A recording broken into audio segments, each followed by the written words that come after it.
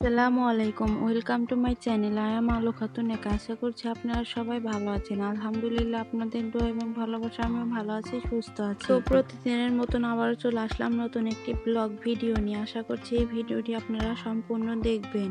আমাদের বাড়িতে পাস্তা রান্না করা হচ্ছে, কারণ সবাই খেতে চাচ্ছে পাস্তা।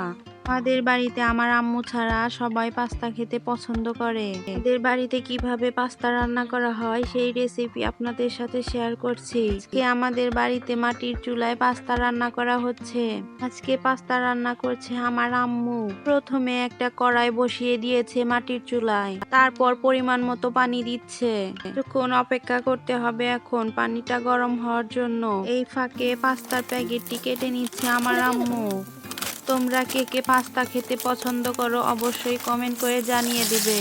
আমার ভিডিওটা তোমাদের কাছে কেমন লাগে অবশ্যই কমেন্ট করবে। তোমরা যদি আমার পাশে থাকো অবশ্যই আমি সামনের দিকে এগিয়ে যেতে পারবো ইনশাআল্লাহ। ভিডিওতে যদি কোনো ভুল ত্রুটি হয় তাহলে তোমরা সবাই ক্ষমার দৃষ্টিতে দেখবে এবং যেগুলো ভুল হয়েছে আমাকে শুধরে দেওয়ার চেষ্টা করবে কমেন্ট করে প্লিজ। আমার আম্মু পেঁয়াজ কুচি, মরিচ কুচি এবং পরিমাণ মতন তেল দিয়ে দিচ্ছে কড়াইতে।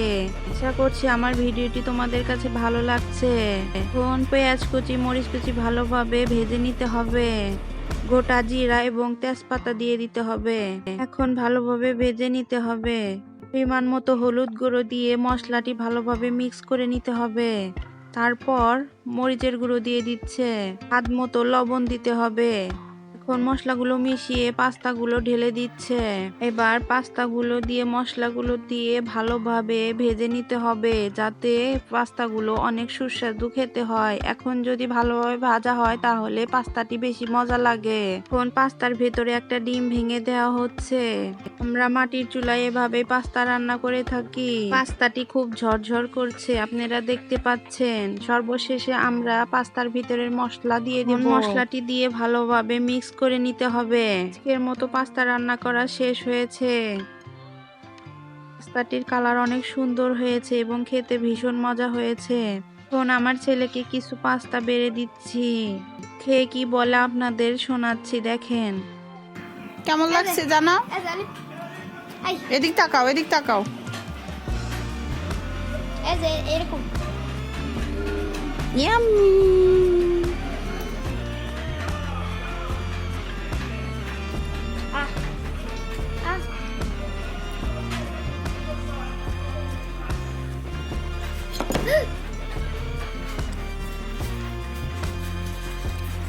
ভিডিওটি এখানে শেষ করছি। আশা করছি আপনাদের কাছে ভালো লাগছে। তো আল্লাহ হাফেজ।